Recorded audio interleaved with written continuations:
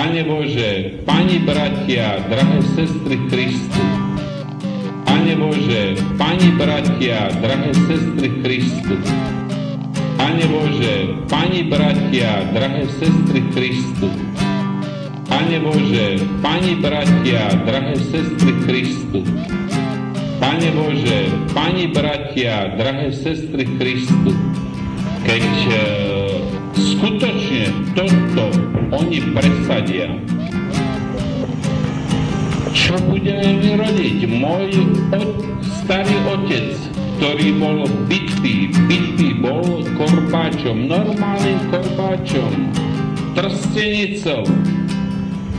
V 12. roku, starý otec mi to hovoril, v 12. roku v Lietavskej Lučke, tuto, 22 km od vás, bol bitý trstenicou za to, že nevedel povedať katolicky po maďarsky.